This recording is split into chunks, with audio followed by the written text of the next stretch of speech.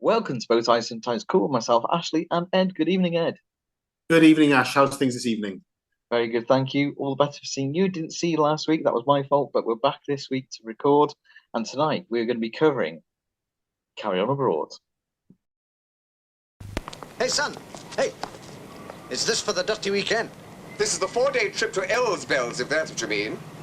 Same difference, isn't it? That's right.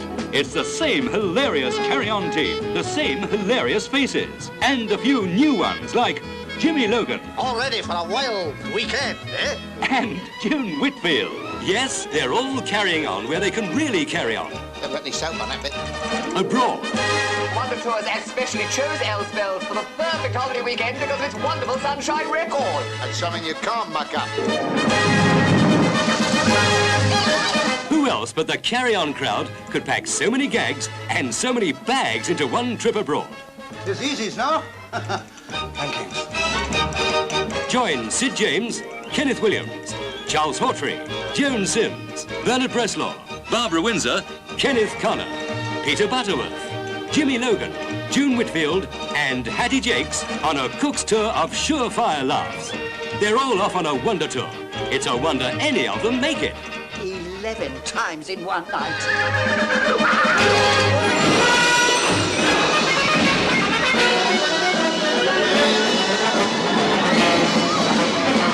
They're all staying at a crack hotel. And the cracks are fast and furious.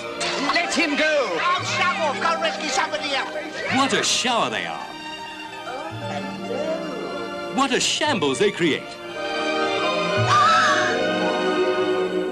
No wonder the island's called Elsbels. It's all brand new. Tables not satin, chairs not satin. Lavatories not, Hello, room service. There is a man in my bar. Down in there. Stalkers. And when I pressed the thing and tried to plug it in, Fan shot out of it.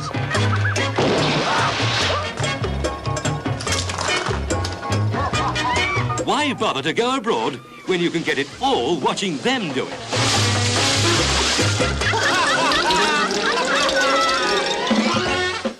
I did that, didn't we, love? Yes, I can honestly say I've never had one quite like it.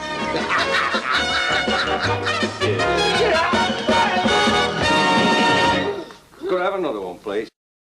Oh, yes. Now, Edward, I said to you, oh, I'm not prepared because I didn't do my homework. We should have been covering Picnic at Hanging Rock, so we will, but I didn't do my homework in time. So I said to Ed, what do we want to do then instead?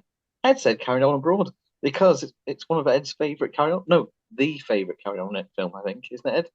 It's my absolute favourite carry-on film.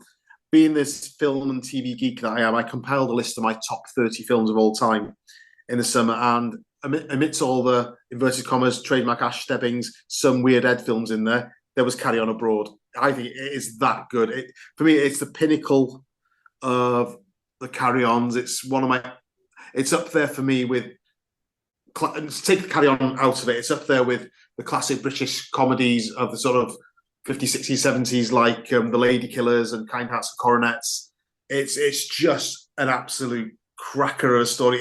It's silly, it's daft, it's cheap, it's your typical sort of bawdy British, suggestive, innuendo-filled comedy.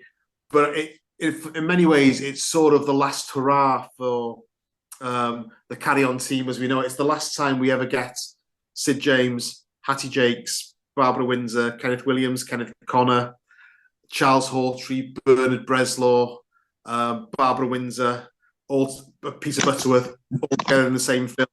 After that, really, the decline started, and Charles Hawtrey was unceremoniously fired. The films weren't quite as good. Sid left. They tried to replace him with sort of Windsor Davis, but it didn't quite. It was never quite as good as this again. I think as a last hurrah for the old gang, you can't beat it. I would have to agree. It's one of the better ones. I thought when I was growing up, Carry On Behind tended to be one of my go-tos. But yeah, it's got Windsor Davis in actually, instead of Sid James. Sid James isn't in that one. And it's only when I've got a bit older that I realised you really do need Sid James Sid James, Kenneth Williams, they're kind of a necessity. Now, I'm just whilst what I'm looking at here, I'm just going to get the cast page. Like you say, it's full of all the favourites, but I'm not doing it because I want to know who's in it. I know who's in it. I'm doing it because I want to see what their characters were called. So, Sid James was the old Vic Flange. Big flange, yeah. Kenneth Williams, Stuart Farquhar. Ass. Stupid fuck, your ass. Yeah. Charles Hawtrey was Eustace Tuttle. Oh, yeah. Joan Sims, Cora Flange. Cora. Bernard Breslau, brother Bernard. Yeah. Barbara Windsor was Sadie Tompkins. Kenneth Connor, Stanley Blunt. Peter Butterworth, who I think gives one of his best performances in this one as Pepe. Some of the funniest things were like his pronunciation of certain lines and sort of playing on the foreign accent and playing with. I mean, they're meant to be in Spain, but what is that accent? I don't know, but it's brilliant. I don't know what it is, but he is fantastic in it.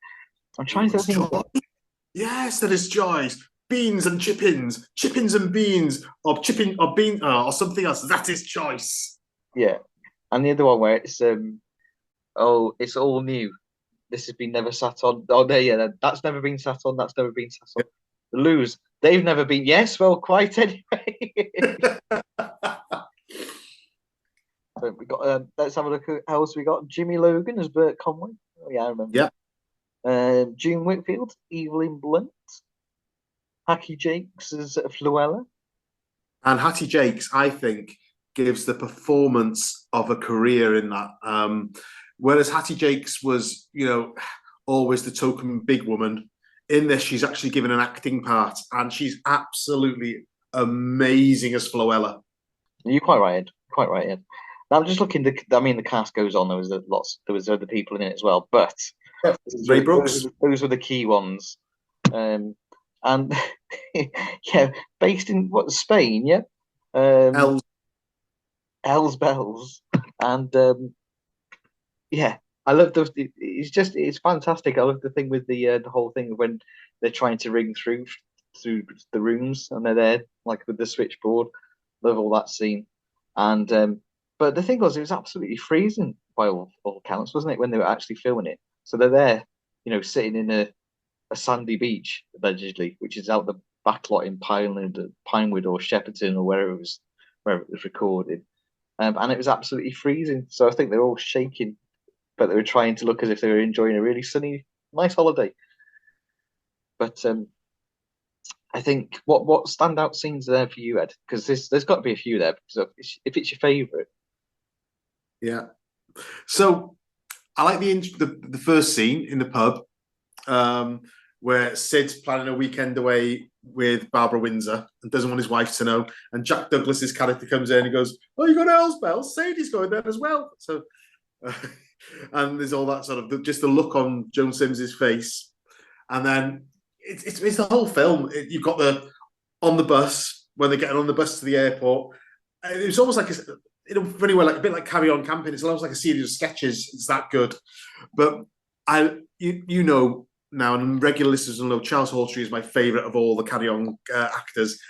Eustace Tuttle is, again, it's just brilliant. When he gets brought onto the bus by his mother, and she tells Kenneth Williams, "You will look after him, will you? There's no one quite like him." And she goes, "Oh, I can see that." And then you've got the switchboard scene, like you said before. The switchboard scene is just brilliant with Peter Butterworth playing all the different parts, and you want room servicings. You've got the trip to the town where they all get thrown in jail. You've got you already alluded to it, the end bit with the dance, the party, and the floods just caused the hotel to fall down, and they've all bought love potion at the market, and they're all dipping it into the punch. They're getting all progressively drunk, and they don't seem to care that the hotel's falling down. But it just works. It works. I know Carry On. It can be a bit sort of rude and smutty, but like I watched them as a kid, and I didn't get that. I just thought it was a very, very silly, funny film. I remember loving Peter Butterworth. It's hilarious that the hotel's falling down. But yeah, absolutely cracking film. Totally aside, which did you know this, Ed? I don't know why this little piece of trivia amuses me or interests me, but do you know who Peter Butterworth was married to? I don't know. Janet Brown, The Impersonator. the impressionist. Yeah. I had no idea. Anyway, No, that's a good fact. Carry on films, We like, but yeah, there we are. we like, we like, Bits. like our facts. Yeah, so there's a few sort of little facts about it. I know Gail Granger, who plays Miss Plunkett, she only did the one Carry On film, and I think you frozen, Ash. You frozen? I'm You still heard here. that? Yeah. Put that back in. So yeah, Gail Granger, who played Miss Plunkett, she's only did the one Carry On film. I think that part was originally meant to be Barry Leon, and you can sort of tell because these look quite similar. Yeah. Yeah, I can see and that. also poor old Charlie Hawtrey.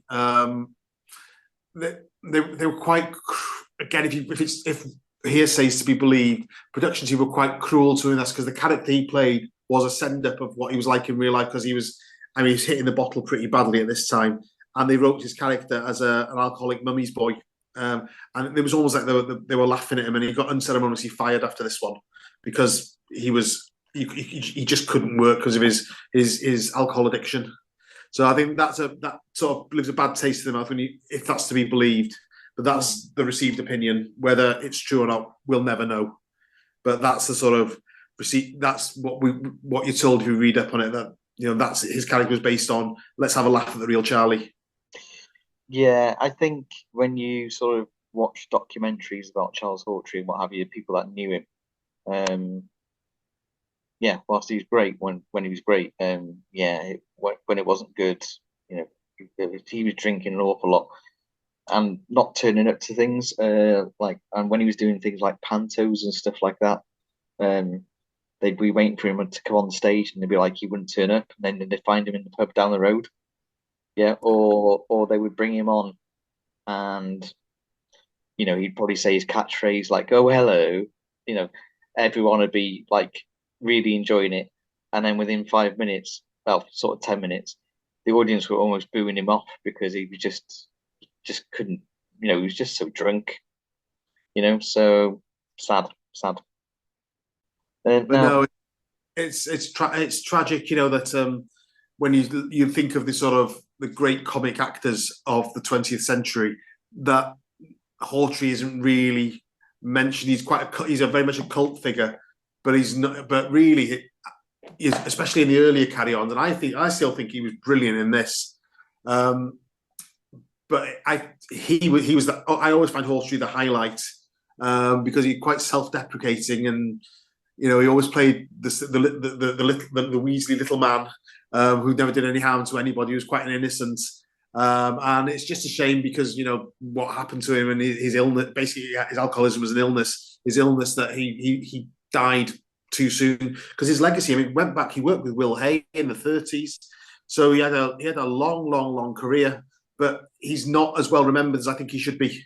Well, I was just looking at my little bits of trivia, and it's the last film cinema film anyway, that he ever made, and it marked the end of a 50-year career. So he'd been.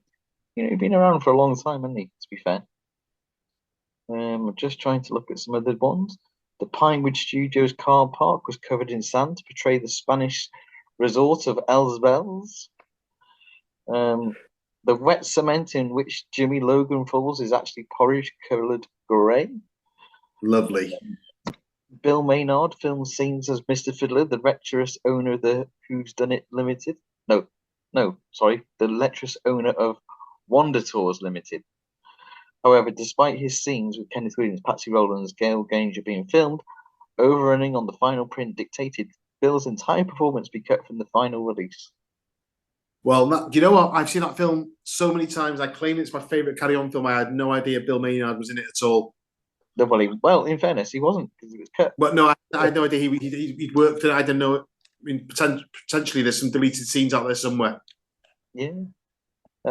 Just looking here, Charles Hawtrey's alcoholism alcoholism had become so severe from since Carry On Cowboy that Peter Rogers recalled having to sober him up with black coffee every time he was due on in front of the camera. Hawtrey was fired from the series after this film as the crew's patience had run out. Yeah, I suppose even if you like the guy, there's only so much you could do, really, isn't there? I mean, and notoriously, the Carry On films, the budget and stuff wasn't great. They haven't got time for people standing around waiting for him to sober up. But I mean, I don't mean that in a horrible way, because I'm sure he didn't wish to be an alcoholic. It's a complicated thing. It's complicated. Yeah, it's an illness. During the making, Kenneth Williams helped Carol Hawkins with her English diction. Okay, that's not a great fact, but it's a fact. Lindsay Marsh was cast as a flight attendant, but was never used in the final film. She still received a salary for her time. That happened a lot of the time. If you're booked for something, your agent got the fee, whether they use you or not. Using my Doctor Who knowledge here, I always have to come back to Doctor Who somehow. John Pertwee's final season, there was a different actor cast as Sarah Jane Smith. Went to rehearsals. Pertwee didn't think they gelled properly, so they decided to let her go. But she got paid for the whole season, even though she didn't film a single scene. So it happened. If you sign a contract, you sign a contract, I suppose. Yeah. Well, guess so. Mark it out of 10. Give it your rating. I never thought I'd give a Carry On film a 10, but for sheer entertainment and rewatch value, it's one of those ones. If it's on, they tend to have Carry On films on between Christmas and New Year late at night. If it's on and I'm up, I will watch Carry On Abroad. I've probably got it recorded on the planner. If I'm ever feeling a bit flat, I'll put Carry On Abroad on. Not great art. It's not even probably regarded as a great, well-made film or a well-acted film, but it's flipping marvellous. And it's got all the ingredients that made the Carry On films fantastic. And I think it's the best. And because I'm more generous than you, generally speaking anyway, I'm also going to give it a 10. So there we are. Full house. Full House doesn't happen very often. It really doesn't. And on that bombshell, oh hello. Goodbye.